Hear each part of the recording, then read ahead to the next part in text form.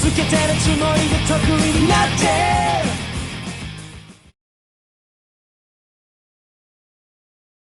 kasih sudah klik video ini. Tapi jangan lupa guys, klik tombol subscribe karena subscribe itu gratis. Dengan subscribe kamu support channel ini terus untuk upload hampir setiap hari. Ingat, subscribe itu gratis, gak ada ruginya kamu klik tombol subscribe guys. Selamat menonton, enjoy. Oke, assalamualaikum warahmatullahi wabarakatuh. Nama saya Bisma Muhammad El-Rumi. Saya dari kelompok Megalitikum dan saya dari absen 10D. Di sini saya ingin menjelaskan apa itu Megalitikum dan dilanjut oleh teman-teman saya ada beberapa, yaitu apa ciri-ciri masa Megalitikum, apa saja peninggalannya, dan bagaimana bentuk kepercayaan Megalitikum. Ada 4 poin yang akan dijelaskan oleh kelompok saya dan diri saya kebetulan kebagian di apa itu Megalitikum. Lanjut, Megalitikum adalah secara bahasa, Megalitikum artinya besar dan litos atau litikum artinya batu, sehingga digabungkan menjadi batu besar. Disebut zaman batu besar karena banyak ditemukan kebudayaan bangunan menggunakan batuan besar. Megalitikum berlangsung dari 3500 sebelum Masehi sampai 1000 sebelum Masehi. Megalitikum ini sebenarnya gak bisa disebut dengan zaman. Megalitikum ini sebenarnya masa. Saya jelaskan dulu kenapa itu bisa kayak gitu, bisa disebut dengan masa bukan zaman, dikarenakan zaman itu adalah contohnya tuh seperti Neolitikum, Paleolitikum, dan Mesolitikum. Itu zaman disebutnya. Dan di Megalitikum ini bukan zaman. Sebenarnya ini tuh masa, karena masa ini penyempurnaan dari zaman-zaman sebelumnya. Contohnya di masa Megalitikum ini kita tetap melanjutkan kebudayaan dari zaman sebelumnya, cuman kita lebih kreatif. Oh my god, wow. Contohnya kayak batuan besar itu di masa Megalitikum ini udah mulai aneh bentuk-bentuknya.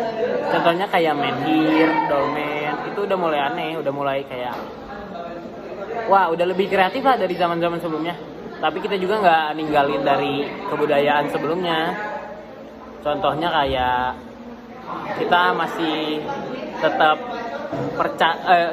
tetap berkelompok, terus kita tetap masih bercocok tanam untuk hidup, terus kita tetap berkembang karena kita lebih kreatif di masa ini. Good job. Contohnya kayak kan di zaman sebelumnya itu berkelompok kan, nah kita di zaman ini juga berkelompok, di masa ini juga berkelompok, cuman kita tuh udah mulai kreatif dengan adanya pemimpin dari kelompok itu, dan ya kita tetap tidak ninggalin budaya sebelumnya, malah kita mempermatang dari budaya sebelumnya. Palingan itu aja sih yang bisa saya jelasin dari penjelasan saya ini. Kurang lebihnya mohon maaf ya. Akan dilanjut oleh teman-teman saya. Terima kasih. Thank you. Perkenalkan, nama saya Muhammad Aliyadi Setiawan, absen 22 dari kelompok Megalitikum. Akan menjelaskan kedatangan tradisi megalitik. Teori von Heines-Garden mengatakan bahwa tradisi megalitik berasal dari Tiongkok Selatan dan disebarkan oleh bangsa Austronesia. Megalitik tua menyebar ke Indonesia pada zaman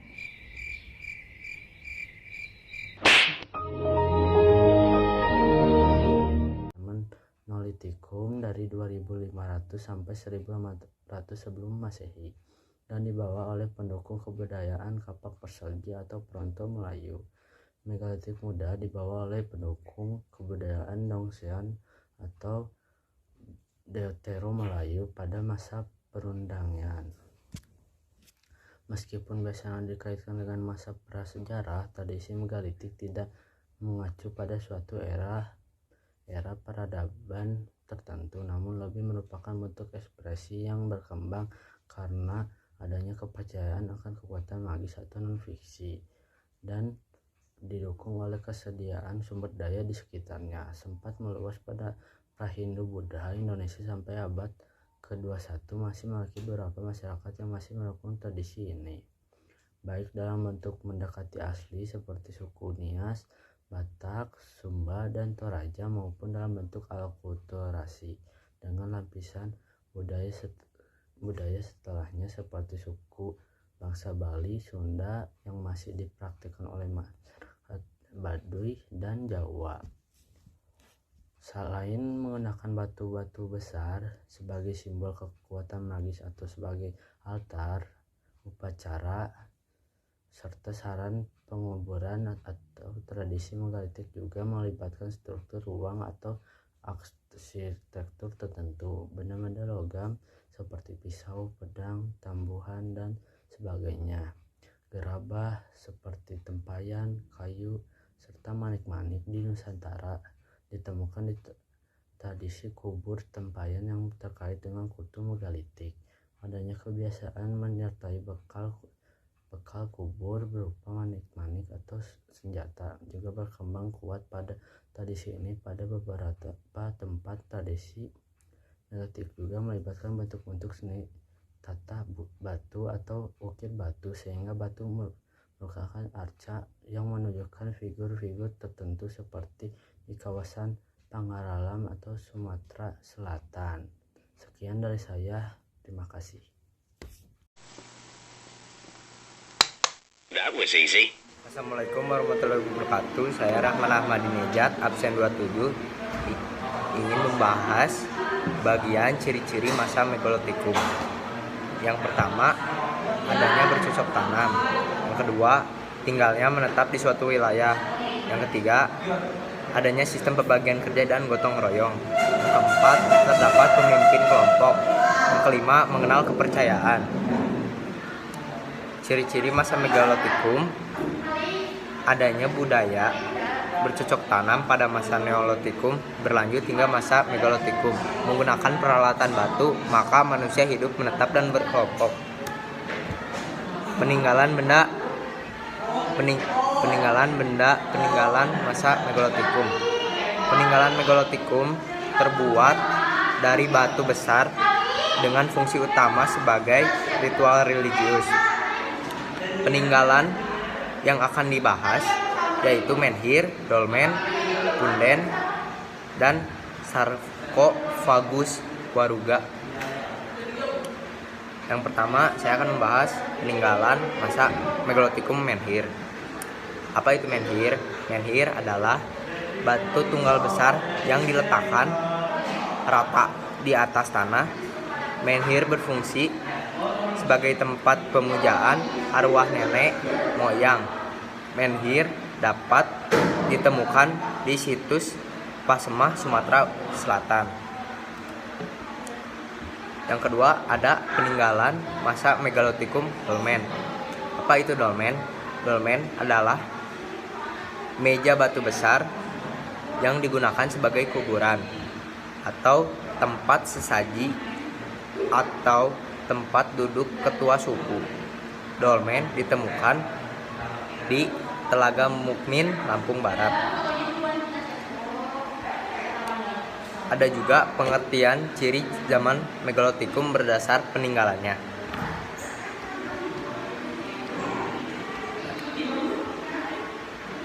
Yang pertama, menggunakan dan meninggalkan kebudayaan batu besar. Yang kedua, berkembang dari zaman neolitikum atau dalam kurung batu muda dan zaman logam. Yang ketiga, mulai tinggal menetap di suatu wilayah. Yang keempat, telah mengetahui sistem pembagian kerja dan gotong royong. Yang kelima, terdapat pemimpin kelompok. Yang keenam, menerapkan food producing atau memiliki kemampuan bercocok tanam, berternak. Yang ketujuh, membuat alat-alat dari gerabah dan sudah mulai memanfaatkan logam. Kedelapan, mulai mengenal kepercayaan, animisme dan dinamisme, memuja roh nenek moyang. Bentuk peninggalan zaman Megalitikum. Di samping ciri-ciri tadi, bentuk peninggalan zaman Megalitikum juga cukup khas. Mereka memiliki ukuran yang berbeda. Yang pertama ada kubur batu, yang kedua ada Sarcophagus, yang ketiga ada dolmen, menhir, punden barudak, dan area batu. Sekian dari saya. Assalamualaikum warahmatullahi wabarakatuh. Terima kasih. 歯を食いしばって思いっきり守り抜け転んでもいいよまた立ち上がればいいただそれだけできれば英雄さ男なら誰かのために強くなれ女もそうさ見てるだけじゃ始まらないこれが正しいって言える勇気があればいいDolmen. Dolmen itu meja batu yang digunakan oleh manusia pada masa lampau untuk menaruh sesajian yang diberikan kepada roh nenek moyang. Dolmen umumnya berupa batu berukuran besar dengan permukaan datar, yang panjangnya sekitar 300 cm dan lebarnya sekitar 100 cm. Batu besar dan datar ini kemudian disangga dengan beberapa bebatuan berukuran besar dan kecil, sehingga mencapai tinggi sekitar 115 cm. Dolmen ditemukan di Eropa, Asia, Afrika, dan terutama di pesisir pantai. Benda peninggalan zaman prasejarah ini diperkirakan dari zaman Megalitikum awal, atau sekitar 10.000 tahun sebelum Masehi. Di Indonesia terdapat beberapa jenis dolmen, yang merupakan peninggalan kebudayaan Megalitikum. Salah satu jenis dolmen yang dimaksud adalah dolmen yang berkaki menhir, ditemukan di Paseman, Sumatera Selatan. Selain itu, ada dolmen untuk mengubur jenazah, yang ditemukan di Bondowoso dan Merawan, di Jawa Timur. Selanjutnya ada trilit. Trilit juga sama seperti dolmen, tetapi trilit hanya terdiri dari 3 batu saja, yaitu 2 di bawah merupakan penyangga untuk 1 batu di atas, yang sama seperti dolmen, yang diposisikan secara horizontal. Sarcophagus. Sarcophagus ini biasanya berfungsi sebagai tempat penyimpanan mayat. Sarcophagus merupakan kuburan batu yang terdiri dari wadah dan tutup yang umumnya terdapat tonjolan pada ujungnya. Oleh masyarakat prasejarah, sarcophagus kerap dianggap sebagai perahu roh yang akan membawa roh berlayar ke dunia roh untuk melindungi jasad orang yang sudah mati dari gangguan gaib. Untuk melindungi jasad orang yang sudah mati dari gangguan gaib, pada sarcophagus kerap dipahat motif topeng dengan berbagai macam ekspresi. Sarcophagus umumnya terbuat dari batu besar yang utuh kemudian dilubangi sehingga berbentuk seperti lesung. Untuk penemuan sarcophagus di Indonesia, persebaran sarcophagus cukup luas, yakni ada di Bali, Tapanuli, Sumba, Minahasa, dan Bondowoso, Jawa Timur. Hikren yang melakukan penelitian megaliti di Jawa Timur, khususnya di Bondowoso, menemukan sebuah sarcophagus di Kretek. Dinding muka sarcophagus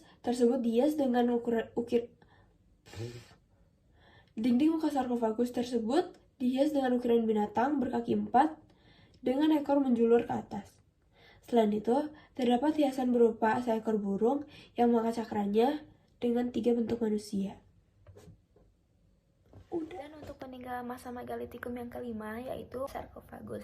Sarcophagus adalah kuburan yang wadah dan tutupnya terbuat dari batu, yang umumnya terdapat tonjolan pada ujungnya. Oleh masyarakat prasejarah, sarcophagus kerap dianggap sebagai perahu roh yang akan membawa roh berjalan ke dunia roh untuk melindungi jasad orang yang sudah mati dari gangguan gaib. Dan untuk ciri-cirinya yaitu 1. Terbuat dari batu padas yang relatif lunak, dan yang kedua terdiri atas wadah dan tutup yang sama dan sebangun, dan yang ketiga wadah dan tutupnya memiliki tonjolan. Dan untuk lokasi penemuannya, di Indonesia wilayah persebaran sarcophagus cukup luas, yakni di Bali, Tapanuli, Sumba, Minahasa, dan Bondowoso, Jawa Timur. Kemudian banyak juga tokoh arkeologi yang menelitinya. Contohnya ada Hendrik Robert van Heeckeren. Ia yang melakukan penelitian megalitik di Jawa Timur, khususnya di Bondowoso, menemukan sebuah sarcophagus di Kretek. Dinding muka sarkofagus tersebut dihias dengan ukiran binatang berkaki 4 dengan ekor menjulur ke atas. Selain itu, terdapat hiasan berupa seekor burung yang mengangkat cakarnya dan 3 bentuk manusia. Di daerah Bondowoso lainnya, Hikeren juga menemukan sarkofagus di Kamuningan, Tunggulangin, Nangkaan, Pakisan, dan Tegalsari dengan ciri-ciri yang beragam. Dan selain itu, ada juga tokoh arkeologi lainnya, yaitu Profesor Dr. Raden Panji Sujono, yang menelitinya dari tahun 1960 di Bali.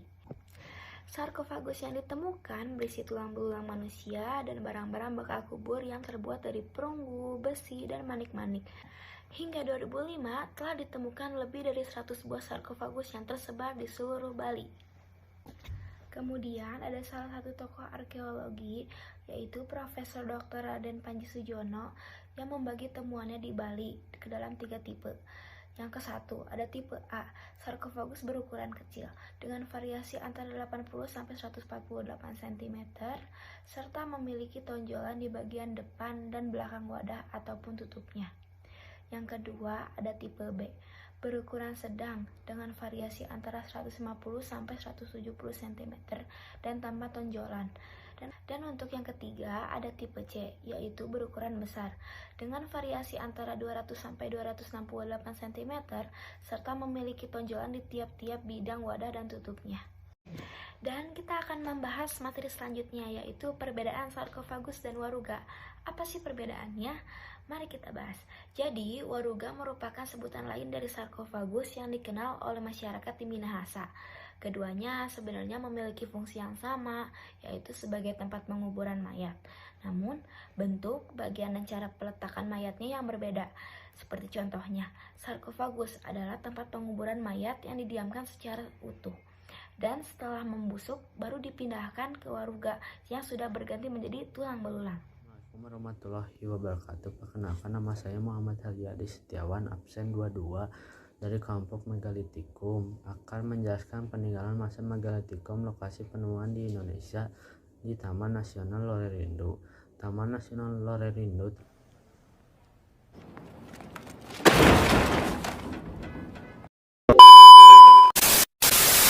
terletak di Provinsi Sulawesi Tengah, merupakan taman nasional yang melindungi keanekaragaman hayati, namun memiliki banyak peninggalan Megalitikum.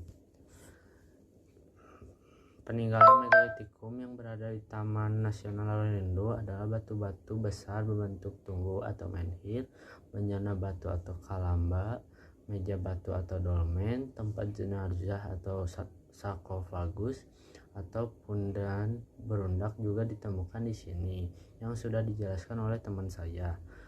Peninggalan tersebut menjadi bukti-bukti yang tak mudah dilengkang digerus zaman mengenai adanya peradaban beratus bahkan berpuluh abad silam di tempat itu. Sekian dari saya, terima kasih.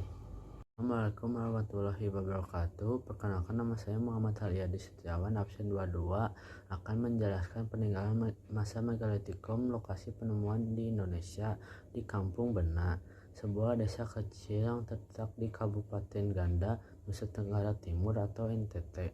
Kampung yang belum tersentuh teknologi ini masih memiliki sejumlah peninggalan Megalitikum. Bentuk-bentuk peninggalan tradisi megalitik yang ditemukan di Kampung Bena adalah berupa menhir, dolmen, serta unggukan batu. Peninggalan tradisi megalitik di Kampung Bena ini masih berfungsi dalam kehidupan masyarakat. Sekian dari saya, terima kasih. Berikut adalah peninggalan masa Megalitikum. Lokasi penemuan berada di Indonesia, yaitu kawasan Megalit Maik. Terletak di Kabupaten 50 Kota, Provinsi Sumatera Barat. Usia menhir berkisar antara 6.000 sampai 2.000 Masehi, sebelum Masehi. Mayoritas menhir mengarah pada lokasi yang sama, yaitu Gunung Sago. Berikut lokasi yang kedua adalah di Kabupaten Gunung Kidul. Kabupaten Gunung Kidul berada di Provinsi Daerah Istimewa Yogyakarta, yang dimana di sana ada situs-situs yang dapat dipelajari oleh orang-orang untuk mempelajari masa Megalitikum. Saya Daniel Kazini, absen 11, akan menjelaskan tentang kepercayaan. Kepercayaan. Pada masa Megalitikum, manusia sudah mulai mengenal yang namanya kepercayaan. Tapi seperti apa sih kepercayaannya? Ternyata kepercayaan yang dianut sangat berbeda dengan agama yang kita anut sekarang ini. Kepercayaan mereka ada animisme, dinamisme, dan totemisme. Yang pertama akan kita bahas adalah animisme. Jadi animisme ini bukanlah kepercayaan terhadap anime ya, tapi kepercayaan terhadap roh atau disebut juga anima. Jadi disebutnya animisme. Nah, roh-roh tersebut, roh-roh yang sudah mati, meninggalkan tubuhnya, dipercaya dapat menempati kembali benda mati atau bahkan makhluk hidup. Nah, roh-roh tersebut ada yang berwatak baik, ada juga yang berwatak buruk.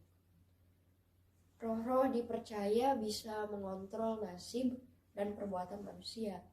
Jadi harus dihormati agar tidak mengganggu kehidupan manusia. Masyarakat penganut animisme biasanya melakukan ritual untuk menghindari kemarahan roh leluhur.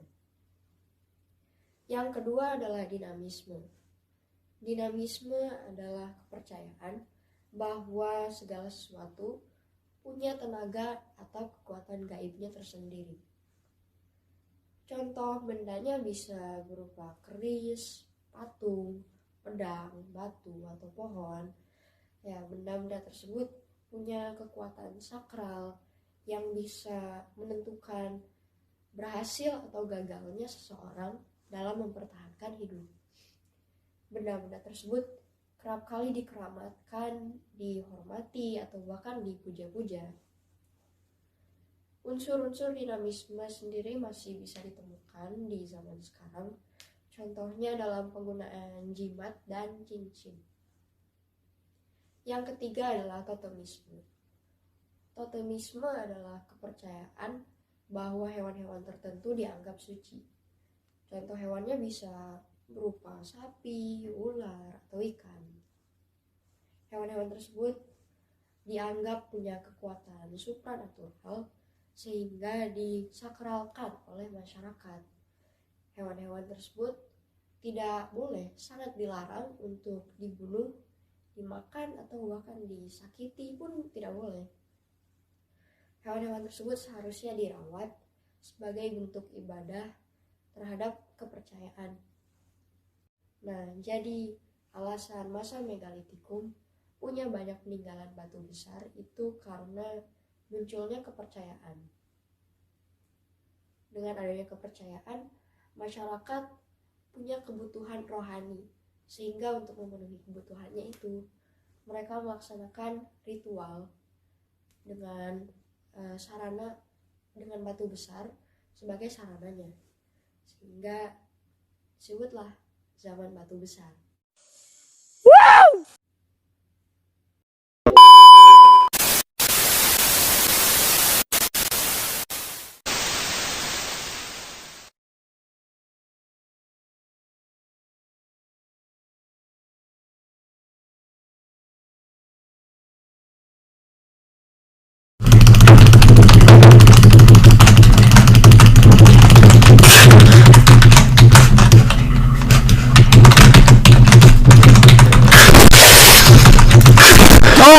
Yes!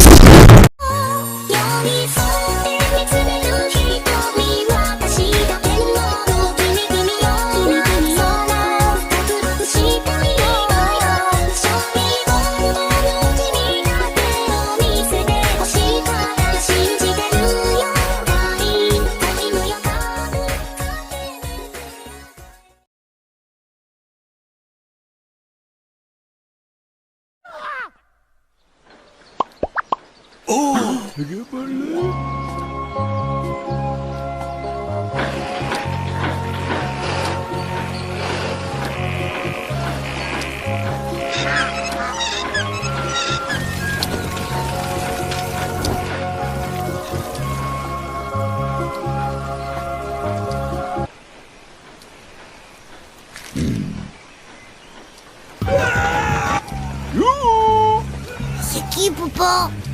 Ce sont les amis dont je vous ai parlé. On pourrait les inviter à dîner tout de même. Ouais, c'est vrai qu'ils m'ont l'air bien affamés.